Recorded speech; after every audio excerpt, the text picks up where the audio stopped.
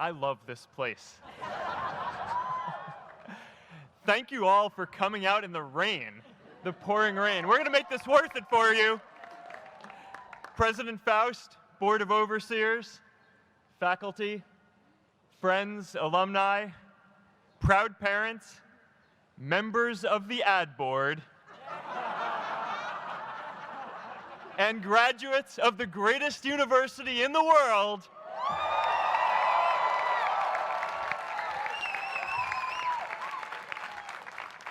I am honored to be here with you today because, let's face it, you accomplished something I never could.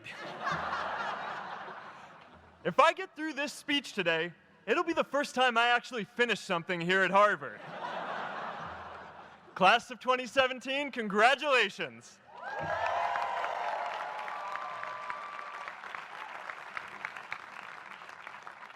Now, I'm an unlikely speaker today, not just because I dropped out, but because we're technically in the same generation. We walked this yard less than a decade apart. We studied the same ideas and slept through the same Act 10 lectures. We may have taken different roads to get here, especially if you came all the way from the quad.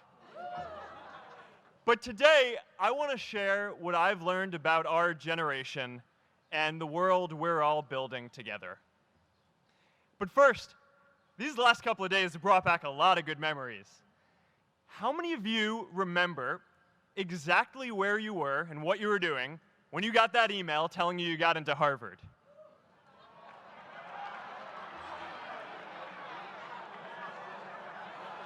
I was playing the video game Civilization, and I ran downstairs and got my dad, and for some reason, his first reaction was to video me opening the email. That could have been a really, really sad video. But I swear, getting into Harvard is the thing my parents are most proud of me for. My mom is nodding.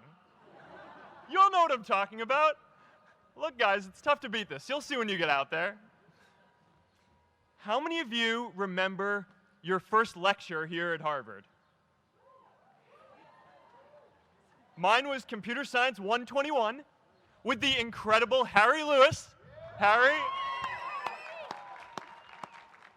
I was running late for class, so I threw on a t-shirt, and I didn't realize until afterwards that I put it on inside out and backwards, and my tag was sticking out the front. I couldn't figure out why no one in class would talk to me.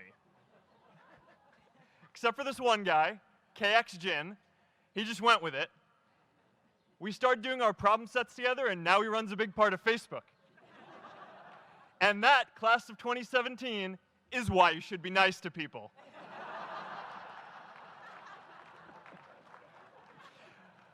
But my best memory from Harvard is meeting Priscilla.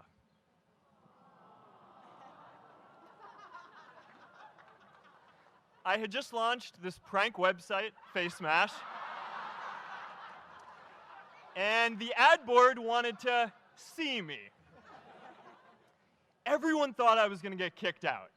My parents drove up here to help me pack my stuff. My friends threw me a going-away party. Who does that? As luck would have it, Priscilla was at that party with her friends, and we met in line for the bathroom in the Foho Bell Tower, and in what must be one of the all-time most romantic lines, I turned to her and said, "I'm getting kicked out in 3 days, so we need to go on a date quickly." Actually, any of you graduating today can use that line. I'm getting kicked out today. We need to go on a date fast. I didn't end up getting kicked out.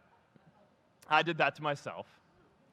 Priscilla and I started dating, and, you know, that movie made it seem like Face Mash was so important to starting Facebook. It wasn't. But without Face Mash, I never would have met Priscilla.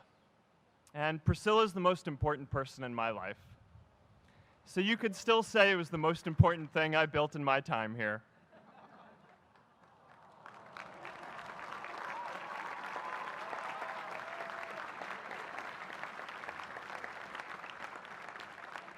We have all started lifelong friendships here, and some of us even families.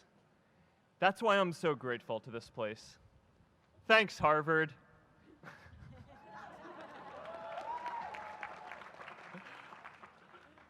Today, I want to talk about purpose. But I'm not here to give you the standard commencement about finding your purpose. We're millennials. We try to do that instinctively. Instead, I'm here to tell you that finding your purpose isn't enough. The challenge for our generation is to create a world where everyone has a sense of purpose. One of my favorite stories is when JFK went to go visit the NASA Space Center, and he saw a janitor holding a broom, and he asked him what he was doing, and the janitor replied, "Mr. President, I'm helping put a man on the moon." Purpose is that feeling that you are a part of something bigger than yourself, that you are needed, and that you have something better ahead to work for. Purpose is what creates true happiness. And you are graduating at a time when this is especially important. When our parents graduated, that sense of purpose reliably came from your job, your church, your community. But today, technology and automation are eliminating many jobs. Membership in a lot of communities has been declining, and a lot of people are feeling disconnected and depressed and are trying to fill a void in their lives.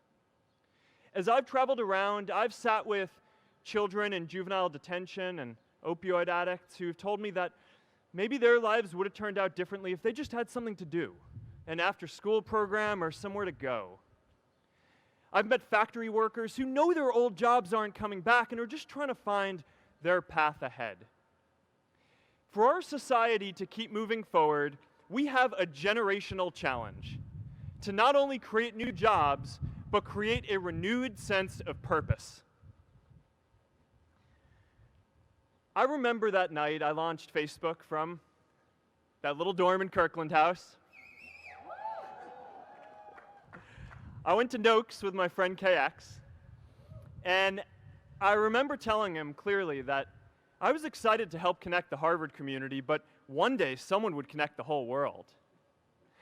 The thing is, it never even occurred to me that that someone might be us. We were just college kids. We didn't know anything about that. There were all these great big technology companies with all these resources, and I just assumed one of them would do it. But this idea was so clear to us that all people want to connect. So we just kept working on it, day after day after day. And I know that a lot of you are going to have your own stories just like this. A change in the world that seems so clear that you are sure someone else is going to do it. But they're not. You will. But it's not enough to have that purpose yourself. You also have to create a sense of purpose for others. And I found that out the hard way. You see, my hope was never to build a company. I wanted to have an impact. And as all these people started joining us, I just assumed that that's what they wanted to do too. So I never took the time to explain what it was that I hoped we'd build. A couple years in, some big companies wanted to buy us. I didn't want to sell. I wanted to see if we could connect more people. And we were building the first version of Newsfeed at the time, and I thought, if we could just launch this, it could change how we all learn about the world. Nearly everyone else wanted to sell. Without a sense of higher purpose, this was their startup dream come true, and it tore our company apart. After one particularly tense argument, one of my close advisors told me if I didn't agree to sell the company right now, I would regret that decision for the rest of my life. Relationships were so frayed that within a year or so, every single person on our management team was gone. That was my hardest time leading Facebook.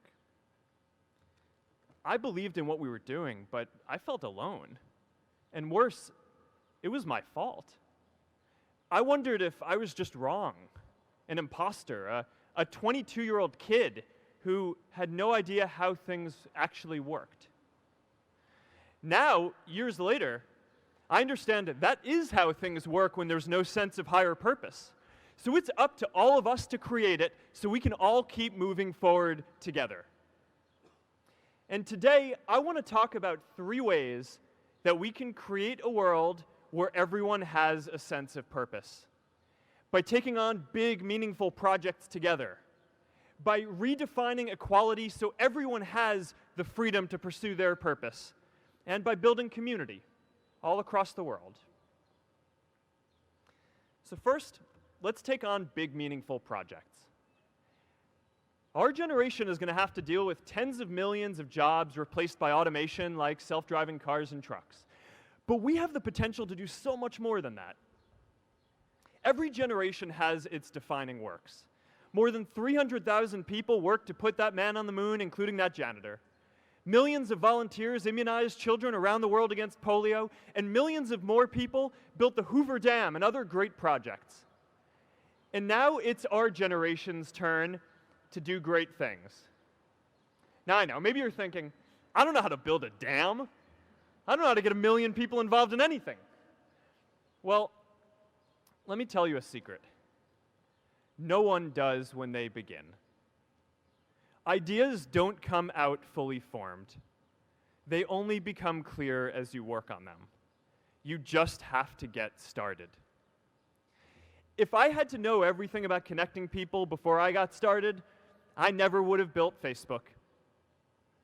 Movies and pop culture just get this all wrong. The idea of a single eureka moment is a dangerous lie. It makes us feel inadequate because we feel like we haven't had ours yet. And it prevents people with seeds of good ideas from ever getting started in the first place.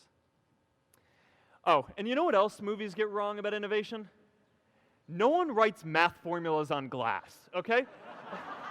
All right? That's not a thing, okay? It's really good to be idealistic, but be prepared to be misunderstood. Anyone working on a big vision is going to get called crazy, even if you end up right. Anyone taking on a complex problem is going to get blamed for not fully understanding it, even though it's impossible to know everything up front.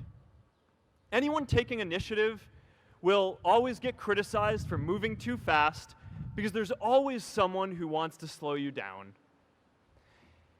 In our society, we often don't take on big things because we're so afraid of making mistakes that we ignore all the things wrong today if we do nothing. The reality is, anything we do today is going to have some issues in the future. But that can't stop us from getting started. So what are we waiting for? It is time for our generation-defining great works. How about stopping climate change before we destroy the planet and getting millions of people involved, manufacturing and installing solar panels? How about curing all diseases and getting people involved by asking volunteers to share their health data, track their health data, and share their genomes? You know, today, our society spends more than 50 times as much treating people who are sick as we invest in finding cures so people don't get sick in the first place. It makes no sense. We can fix this. How about modernizing democracy so everyone can vote online? And how about personalizing education so everyone can learn? These achievements are all within our reach. Let's do them all in a way that gives everyone in our society a role. Let's do big things, not just to create progress, but to create purpose.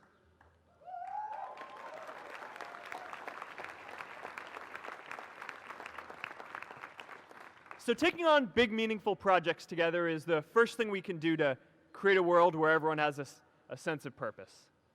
The second is redefining our idea of equality so everyone has the freedom to pursue their purpose.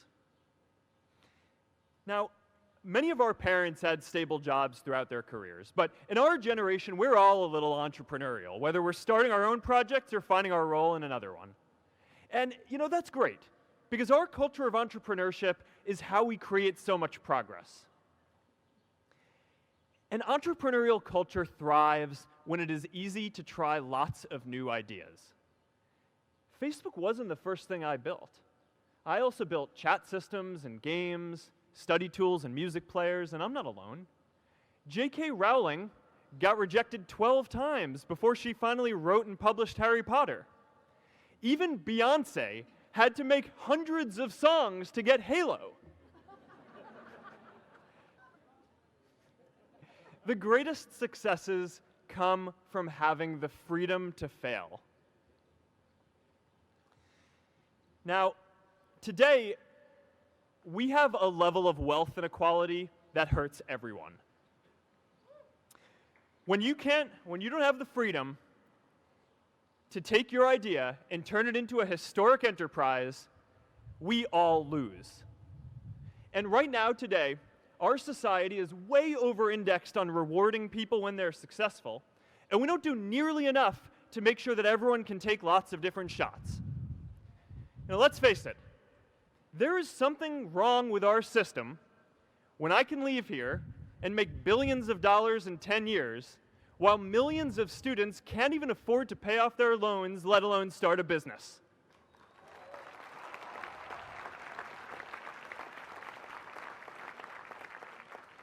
Look, I know a lot of entrepreneurs, and I don't know a single person who gave up on starting a business because they were worried they might not make enough money.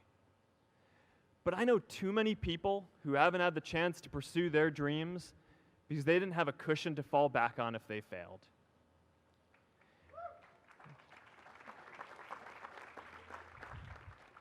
We all know you don't get successful just by having a good idea or working hard. You get successful by being lucky too. If I had to support my family growing up instead of having the time to learn how to code, if I didn't know that I was going to be fine if Facebook didn't work out, then I wouldn't be standing up here today.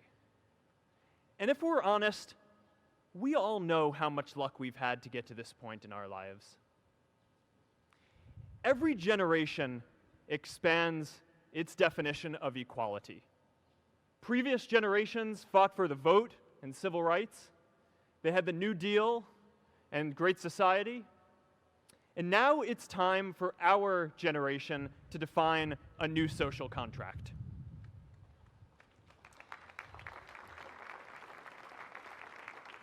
We should have a society that measures progress not just by economic metrics like GDP, but by how many of us have a role we find meaningful.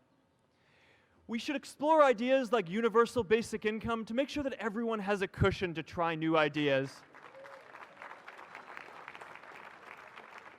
We're all going to change jobs and roles many times, so we need affordable childcare to get to work and healthcare that's not tied to just one employer.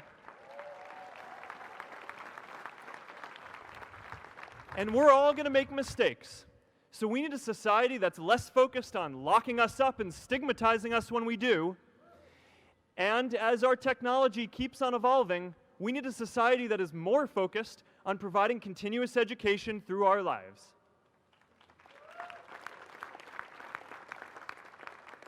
And yes, giving everyone the freedom to pursue purpose isn't going to be free. People like me should pay for it. And a lot of you are going to do really well, and you should too.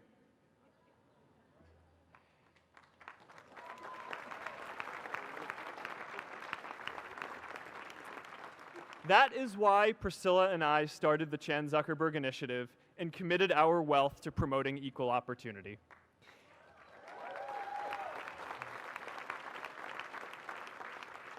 These are the values of our whole generation. It was never a question of if we were going to do this. The only question was when. Millennials are already one of the most charitable generations in history. In just 1 year, more than 3 in 4 US millennials donated to charity, and more than 7 in 10 raised money for another one. But it's not just about giving money. You can also give time. And I promise you, if you just take an hour or two a week, that's all it takes to give someone a hand and help them reach their potential. Now, maybe you're thinking, that's a lot of time. I'm not sure if I have that much time. I used to think that. You know, when Priscilla graduated from Harvard, she became a teacher. And before she'd do education work with me, she told me that I needed to get my own experience teaching a class. At first I complained. I said, I'm kind of busy. I'm running this company. But she insisted.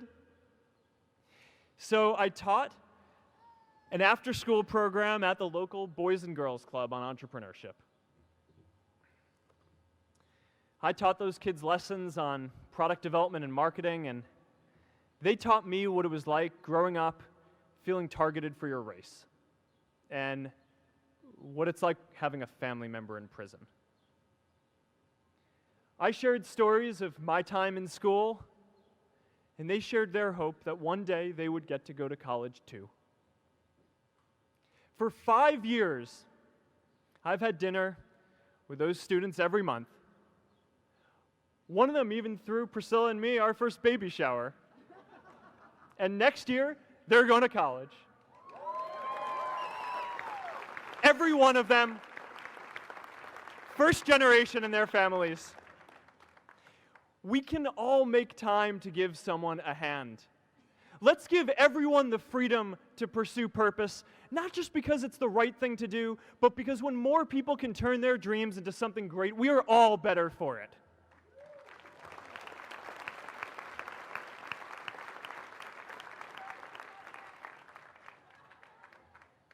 Purpose doesn't only come from work. The third way we can create a sense of purpose for everyone is by building community. And in our generation, when we say purpose for everyone, we mean everyone in the world. Now, quick show of hands. How many of you here are from another country? All right, now keep your hands up. How many of you are friends with one of these folks?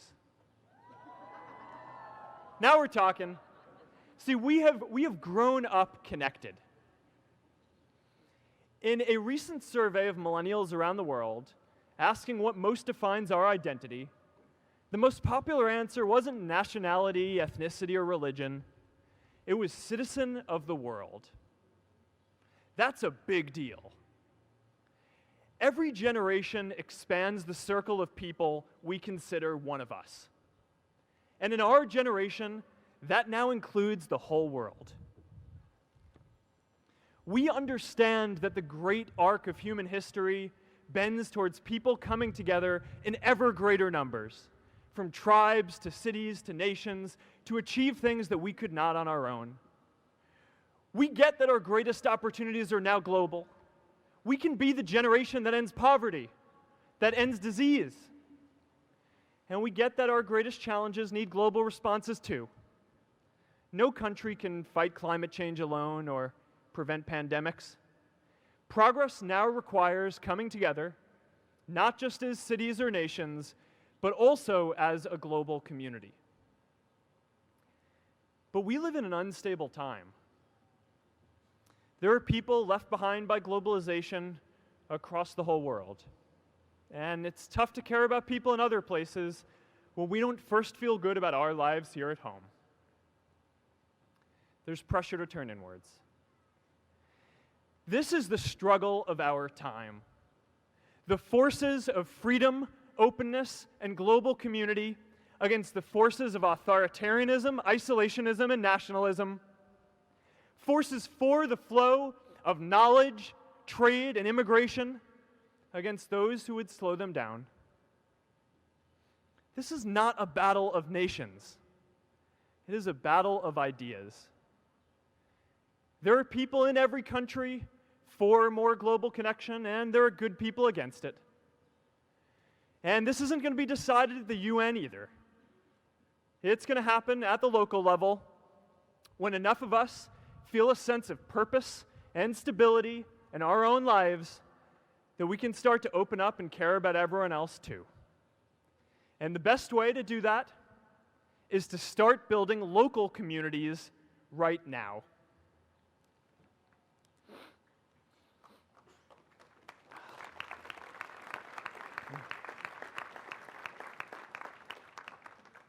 We all get a lot of meaning from our communities. Who here's from Elliott House? How about Lowell? I know you guys found community because you literally live right on top of each other. And Mather? I'll just leave that there. Whether our communities are houses or sports teams, churches or a cappella groups, they give us that sense that we are a part of something bigger, that we are not alone. They give us the strength to expand our horizons. And that's why it's so striking that over the past few decades, membership in all kinds of communities has declined by as much as 1/4. That's a lot of people who now need to find a sense of purpose somewhere else. But I know that we can rebuild these communities and start new ones because many of you already are. I met Agnes Agoye, who's graduating today. Agnes, where are you?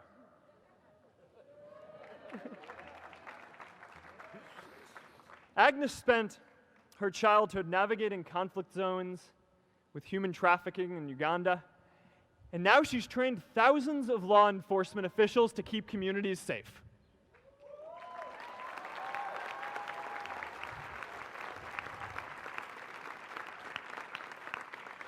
I met Kayla Oakley and Neha Jain, who are graduating today too. Stand up, guys. Kayla and Neha started a nonprofit that connects people suffering from chronic illnesses with people in their communities who are willing to help out.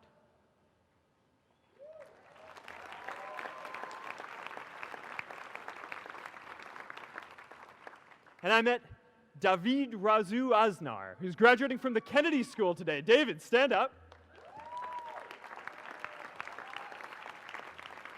David is a former city councilor who fought to make Mexico City the first Latin American city to pass marriage equality, even before San Francisco.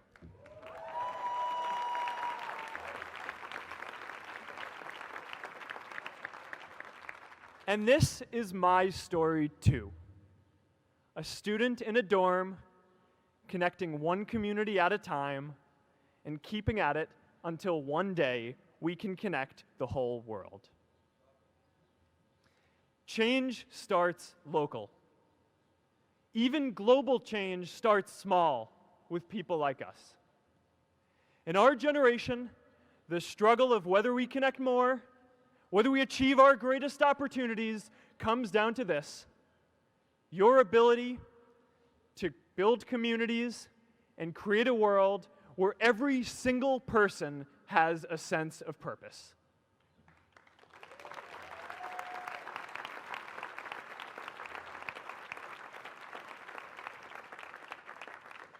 Class of 2017, you are graduating into a world that needs purpose. And it's up to you to create it. Now, maybe you're asking yourself, can I really do this? Well, remember when I told you about that class I taught at the Boys and Girls Club?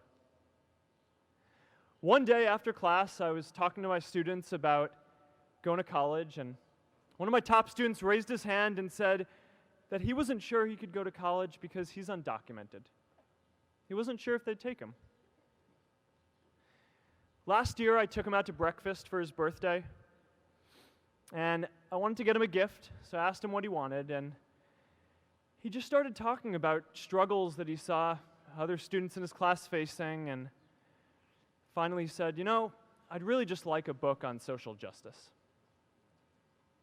I was blown away. Here is a young guy who has every reason to be cynical. He wasn't sure if the country he calls home, the only one he's known, was going to deny him his dream of going to college. But he wasn't feeling sorry for himself. He wasn't even thinking of himself. He has a greater sense of purpose, and he's going to bring people along with him. It says something about our situation today that I can't even say his name because I don't want to put him at risk. But if a high school senior who doesn't know what the future holds for him can do his part to move the world forward, then we owe it to the world to do our part too.